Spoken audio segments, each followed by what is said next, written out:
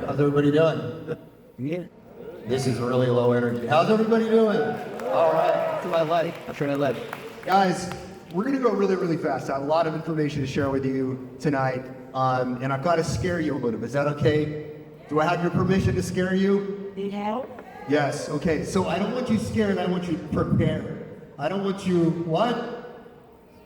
I want you what? Prepared, okay. But first I gotta scare you a little bit before I prepare you. All right, so we're gonna be talking about your roadmap to money in the 2020s. So, I gotta start out with a little bit of a story.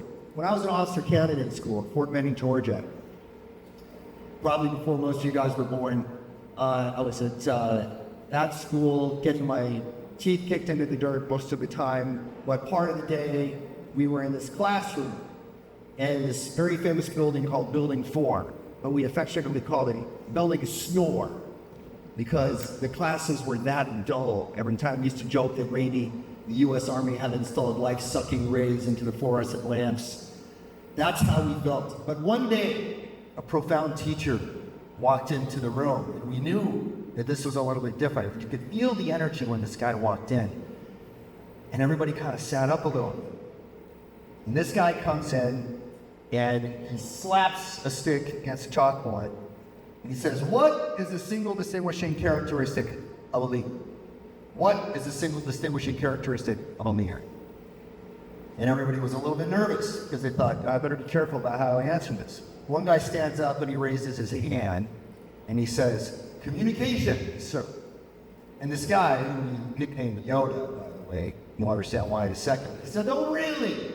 So you had a catastrophically bad battle plan, but you communicated it perfectly to your troops. I see big things in your future, officer candidate. Next! And he went by one by one. People raised their hands and answered this question, and nobody gave the right answer. One by one, they murdered our egos. Now you've got to understand, to go to officer candidate school, you gotta have to be like the best person in your unit. So we all thought we were hot stuff. And here we realized, after 90 minutes of this exercise, that we couldn't even answer the single most fundamental characteristic of leadership.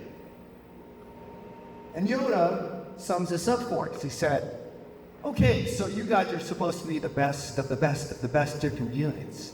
You might be leading young men and women into a battle of desperate struggle for their lives, and you don't even know the single distinguishing characteristic of a leader. Okay. Now, would you like to know what Yoda told me was the single distinguishing characteristic of a leader? Yes or yes? Yes. Okay. He flips over the chalkboard, and it says this: see the battlefield. See the battlefield. Now, okay, why is this so important? Why is seeing the battlefield so important? Well, if you're just a soldier on the ground, you don't have to see the battlefield. All you have to care about is what's in front of you. As a leader, you've got to see the whole thing. Now, let me give you a little metaphor to help you understand why this is so critical. If you don't see the battlefield, it's kind of like playing darts with a blindfold on, okay?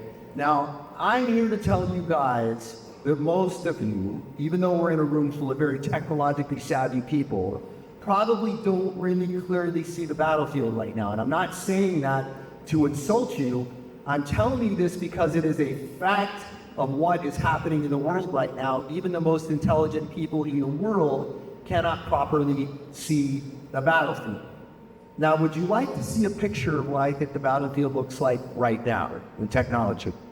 Yes? Yes? Yeah. All right. Okay. Here we go. All right. Here we go. Thank you. Good night. Just kidding. Okay. So what are we talking about here? This is the bottom of an exponential growth curve. This is not a linear growth curve. This is an exponential growth curve.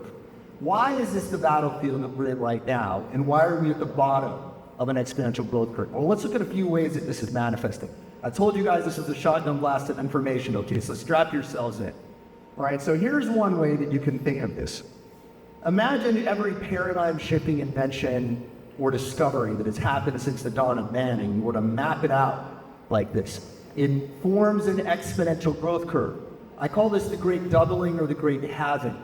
The speed of technological advancement is doubling all the time now because of this exponential growth curve. Another way to think about this is the period of time in between paradigm shifts is cutting itself in half constantly.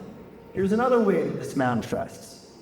Moore's Law. I'm sure everybody in the room probably knows about Moore's Law, right? This has been an astonishingly predictive number, Moore's Law. If you look at microprocessor speed, it's really about transistors, but to simplify it, what we're talking about here is every 18 months, computers are getting twice as fast and half as expensive.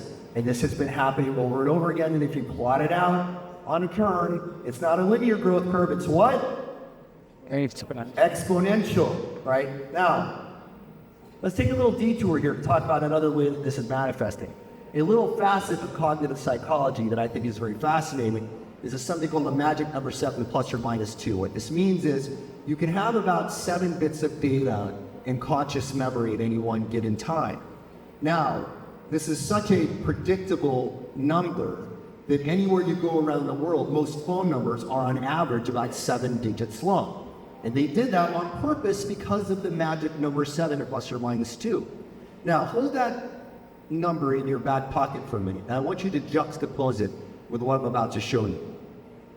Eric Schmidt famously said in 2004, he says, every 2 days now, we create as much information as we did from the dawn of civilization up until 2003. That's something like 5 exabytes of data. Let me repeat that. We create as much information with 2 days now as we did from the dawn of man through 2003. Now think about this, guys. Go to the beginning of recorded history. Take all of the information that we amassed until 2003, and that's 5 exabytes of data. By 2004, we were putting that much data into the stream every 2 days. Now, if this were a linear growth curve, that would continue growing like this. Right? But it's not a linear growth curve. It's a what kind of growth curve? It's a keyword to everything, guys. We got to know this. It is an exponential growth curve. And I'm trying to get to like that slide. There we go. Okay. Up. Oh, we just talked in sync. My apologies, guys. Okay. Now, so that's an exponential growth curve for knowledge. Now, if we juxtapose that with a magic number 7 plus or minus 2, we have what I call the complexity gap. There is a gap between how much information you can process in conscious working memory and how much information is available in the world. That is a complexity gap. Do you think this is a problem? Yeah. I think it's an enormous problem. Now, this problem that we're facing right now with exponentiality goes way beyond that. It goes way, way beyond that. Now, most fellow futurists, they're a little more optimistic about this stuff than I am, okay? Now, I think it's good to look at this from both sides. There's something called the Stockdale paradox, right? Anybody here familiar with that? It's this paradoxical combination of optimism and realism. There's a lot of optimistic talk at an event like this, and that's great. It's important that we do that, but you've got to balance it with realism. You have to balance it with realism. Most futurists talk about this stuff, and they say it's just improvement over time. It's just improvement over time. We don't have to worry about this because it just means that the world is getting better and better and better. Now, remember I told you that I was going to scare you a little bit, yeah? And you gave me your permission? So if you're not scared within a few slides, you're not thinking, okay? Because I'm going to show you something that's going to explain that it's not just improvement over time, it's something altogether different that we need to be thinking about as responsible human beings, leveraging all of this wonderful technology. So to simplify all of this, I call it the Big Five phenomenon. Everything in the world is getting faster, smaller, more powerful, more available, and cheaper. Faster, smaller, more powerful, more available, but cheaper. If you really want to simplify it, that's it, right? But I want you to think about this. It's happening so fast that we're now experiencing a paradigm shift in one field or another every single day. We're now experiencing a paradigm shift in one field or another in every single day, okay? Now, what is a paradigm shift? Well, if you talk to scholars, they will tell you that agriculture changed everything, right? That's a paradigm shift. So what? No agriculture, no cities. No cities, no civilization. That's a paradigm shift. one single paradigm shift changed everything. All right? We're experiencing a paradigm shift every day now. Every single day. So I'll say it again. You're now experiencing a paradigm shift in one field or another in every single day. And if we had more time, we'd talk about nanomaterials, AI, 5G, et cetera, et cetera, et cetera. You guys know about all this stuff. But I want you to think about something, okay? Faster, smaller, more powerful, more available, and cheaper. Now this is everything including weapons technology. Let that sink in for a minute, okay? So, we now have 3D printable automatic weapons. How long before we had 3D printable weapons of mass destruction? Okay? If that doesn't scare you a little bit and make you think about the implications of what we're doing, you're not thinking clearly. Okay, now, you are here. Remember that? You are here. So, I don't want you scared. I want you guys what? Prepared, right? Prepared for what? Well, it's what I call the great conflict of the future. It's not ideology versus ideology. It's not religion versus religion. It's not race versus race. It's not even nation state versus nation state.